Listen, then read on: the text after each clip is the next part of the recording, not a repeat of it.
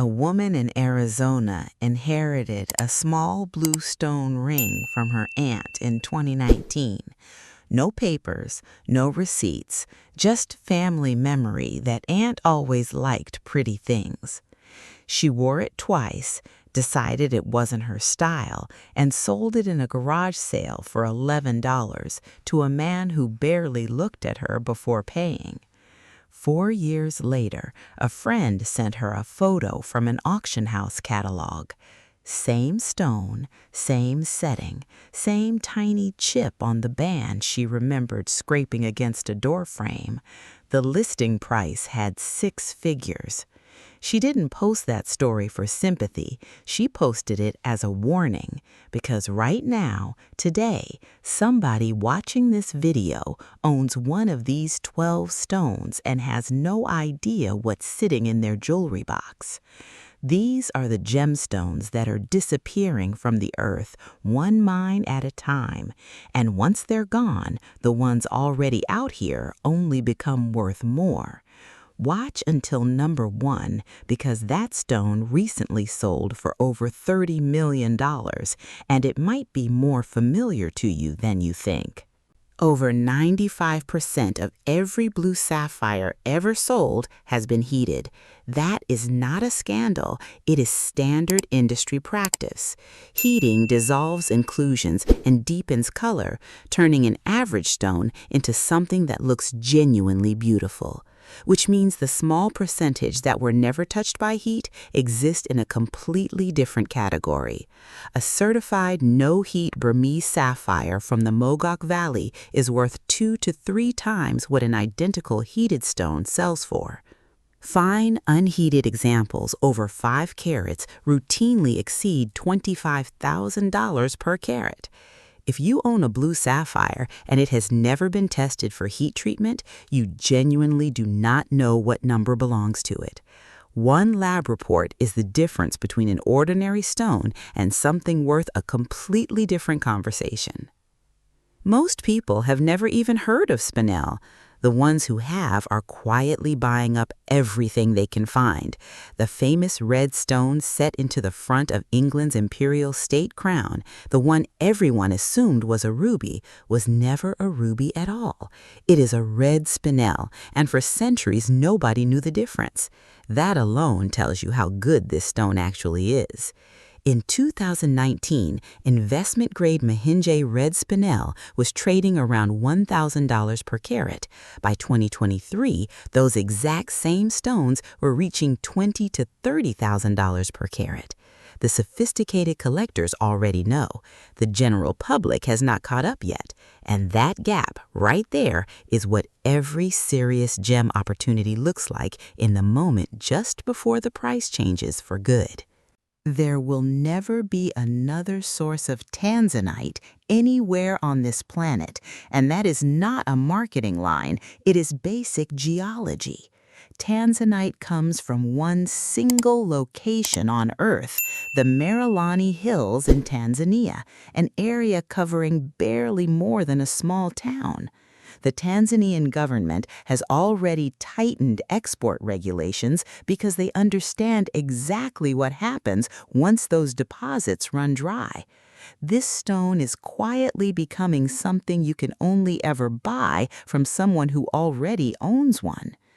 AAA grade tanzanite appreciated 45% between 2019 and 2023, with top quality material now pricing above $900 per carat.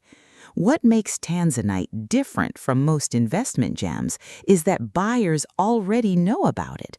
The demand is established and real.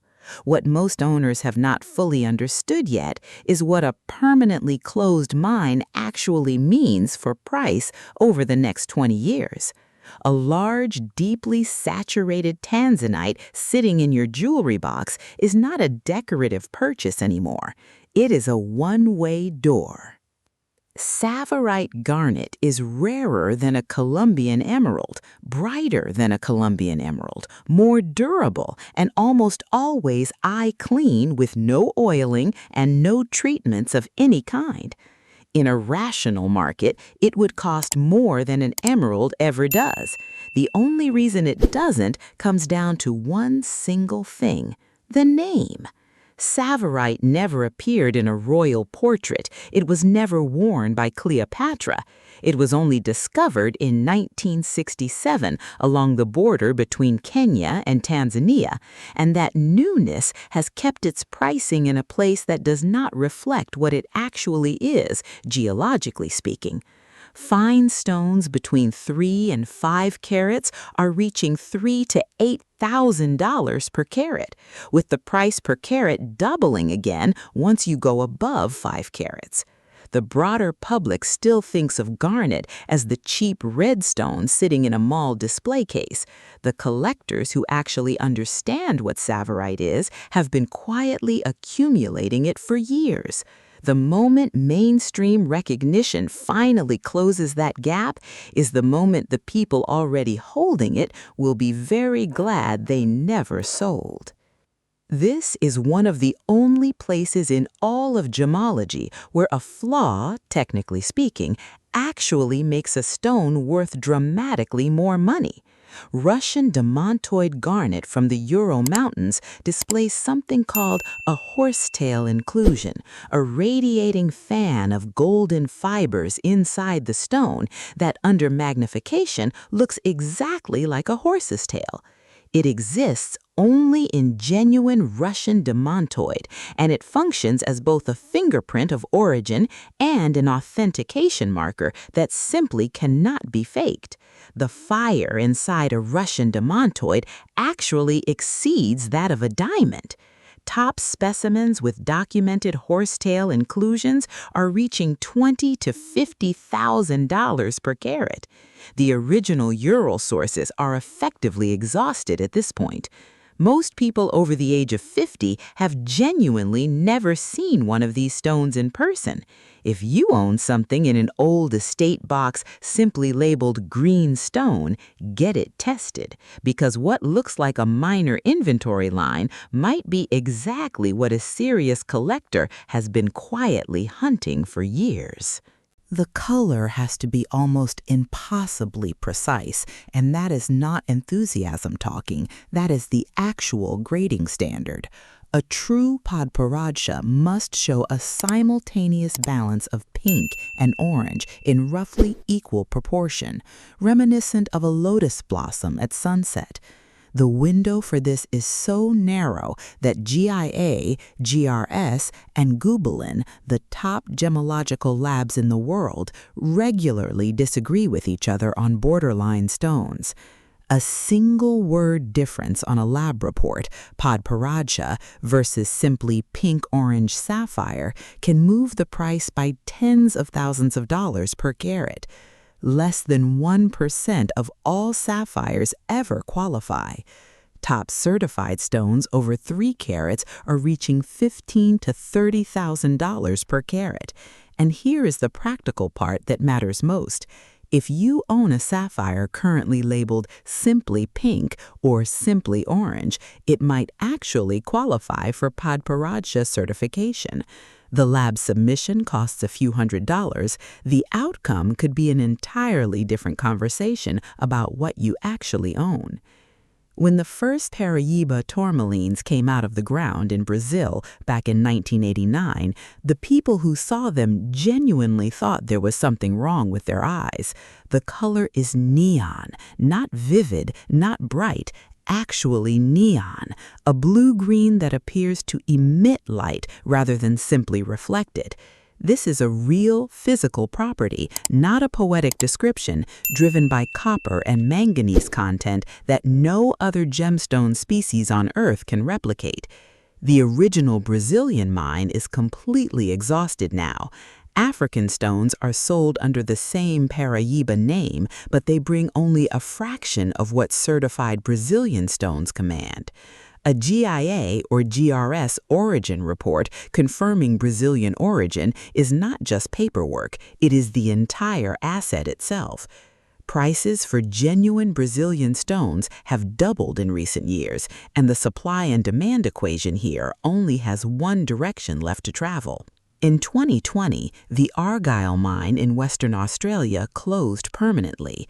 It had produced roughly 90% of the world's natural pink diamonds since 1983, and it will never reopen. What that closure means for the market has been unfolding in auction rooms ever since. A 5-carat fancy vivid pink diamond sold at Sotheby's in March 2025 for $10.2 million, 27% above its own estimate. Since 2005, certified natural pink or blue diamonds have returned 394% compared to the S&P 500, which returned only 230% over that exact same period. Pink and blue diamonds together represent less than 1/100th of 1% of all global diamond production. Nobody is suggesting you go out and buy one, but if you already own a GIA-certified fancy vivid pink or blue diamond, whether inherited, gifted, or purchased decades ago, understand that what you are holding has likely changed value in ways that would genuinely surprise you. Get a current appraisal before you make any decision about it at all. The stone is green. Then you turn on a lamp and it turns red, and not a slightly different shade, actually red. The same stone under the same light source you have used your entire life, just a completely different color. This happens because alexandrite requires beryllium and chromium to occur together in the exact same rock formation during crystal growth, a geological coincidence so unlikely that when it was first discovered in Russia's Ural Mountains back in 1830, scientists initially refused to believe the color change was even real. They assumed it was some kind of optical trick until they tested it themselves and had to admit the stone was doing something no other gem on Earth could do. Russian Ural alexandrite commands a 250% premium over stones pulled from any other origin in the world. Fine specimens above 3 carats exceed $70,000 per carat, and the finest documented examples have gone well beyond that. Here's the danger nobody warns you about. Lab-grown alexandrite is everywhere right now. It is cheap, and it has essentially zero resale value the moment you try to sell it. If you own a natural alexandrite without a GIA or AGL origin report confirming exactly where it came from, you are simply guessing at what your stone is actually worth. And in this particular category, that guess can be off by a factor of 1,000. A ring passed down through 3 generations, worn to weddings and funerals and every ordinary Tuesday in between, could genuinely be sitting at either end of that gap, and until it is tested, nobody in your family actually knows which one it is. One single detail separates a $2,000 emerald from a $20,000 emerald, and most people who actually own the second one genuinely believe they own the first. Emeralds grow with inclusions. That is simply geological reality, not a defect, and there is no way around it. Because of this, the vast majority of emeralds sold anywhere in the world have been oiled or sealed with resin specifically to improve their clarity, and that is not automatically a scandal either. Minor oiling is an accepted, disclosed industry practice that almost every emerald on Earth has gone through in some form. But heavy oiling, using artificial resins rather than natural oils, substantially reduces a stone's value, sometimes by an enormous margin. GRS and AGL, 2 of the most respected gemological labs in the world, grade emerald treatment on a 5-point scale running from none all the way to significant, and the difference between none and moderate on the exact same physical stone can be $15,000 per carat. Let that sit for a second, because it means 2 emeralds that look almost identical to the naked eye can be worth wildly different amounts, and the only way to know which one you have is a lab test most owners have simply never bothered to run. An 8.62-carat Colombian emerald sold at Sotheby's in 2025 for $1.6 million, double its own pre-sale estimate, which tells you exactly how much the market rewards a clean treatment report. If you own an emerald, whether it came from a jewelry store, an engagement, or your grandmother's estate, and you have never had a treatment determination done on it, you genuinely do not know what you own. The report costs a few $100s. What it says could be nothing like the number currently sitting in your head in either direction, and there is only one way to actually find out. The cashmere sapphire has a color that has never once been replicated, not by heat treatment, not by any other geological source on Earth, and not by synthetic production, no matter how advanced the technology has gotten. Cashmere sapphires contain microscopic silk inclusions, tiny rutile crystals arranged in extremely regular patterns that scatter light internally, giving the blue a soft, almost three-dimensional depth that photographs genuinely struggle to capture. It does not look like you are looking at a blue stone. It looks like you're looking into one, the way you might look into still water rather than at a painted surface. Gemologists who have spent entire careers around sapphires describe fine cashmeres as categorically different from every other blue sapphire on the planet, and that description matters more than it sounds like it should, because gemology is a profession that trains itself to be conservative with language.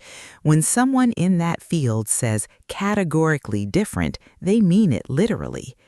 The original mines operated from the 1880s through roughly the 1920s, a window of maybe 40 years, and then they were finished, completely and permanently. Every single cashmere sapphire that exists today, sitting in a museum case, an auction catalog, or a forgotten ring at the back of a drawer, is genuinely all there will ever be. Nobody is mining new ones. Nobody ever will. A 7.5 carat example sold at Sotheby's in 2025 for $1.4 million, and that number reflects scarcity, not simply beauty, because plenty of beautiful sapphires exist that will never come close to that figure. An SSEF, Gubelin, or GRS report confirming cashmere origin is not supplementary documentation sitting in a folder somewhere. It is what the stone actually is, in the same way a signature authenticates a painting. Without that report, you own a blue sapphire. With it, you own one of a finite, closed, and permanently shrinking group of stones that the entire gemological world has already agreed does not have a modern equivalent and never will again. In 2015, a 25.59 carat ruby sold at Sotheby's Geneva for $30.42 million, which works out to $1.18 million for a single carat of a colored stone, Burmese, unheated, from the Mogok Valley. Its sale didn't just set a record, it completely reset the baseline conversation about what the finest rubies on Earth are actually worth, forcing collectors and auction houses alike to rethink numbers they had assumed were already at the ceiling. Every other stone on this list has one primary investment driver behind it, whether that's scarcity or treatment status or documented origin. The Burmese ruby has all three of those things at once, plus something no other gemstone in the world can replicate. The chromium that gives it that deep red color also makes it genuinely fluorescent, and in daylight, a fine Burmese ruby doesn't just reflect red back at you, it actually emits red, glowing from somewhere inside the stone itself. Cultures that had zero contact with each other across entire centuries independently reached for the exact same language to describe this effect. A live coal, a drop of blood, a lamp burning inside the stone. That is not coincidence. That is people across completely different eras and continents seeing the same impossible thing and running out of ordinary words for it.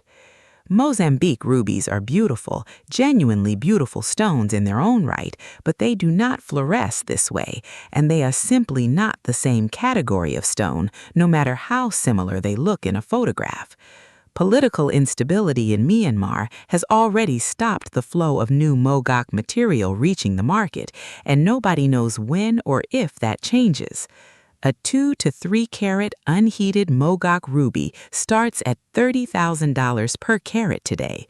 Stones above 5 carats exceed $300,000 per carat for the finest documented examples. If you own a Burmese ruby, one you have had for decades, one you have been quietly treating as jewelry rather than as what it actually is, get it certified before you do anything else with it. The person sitting across the appraisal table from you is going to know exactly what they are looking at the second they see it. You deserve to walk into that room knowing it too. Every stone on this list came from a specific, unrepeatable window of geological time. The mines that produced them are gone, or very nearly gone. The knowledge that graded them and the institutions that documented them represent a moment we can now only look back at from a distance. What remains is finite, and what is finite, when the demand behind it is real, only ever moves in one direction. If you have one of these stones sitting in your jewelry box, you now know exactly what you are holding. Drop a comment below with the one stone on this list you would never sell, no matter what anyone offered you. We read every single one.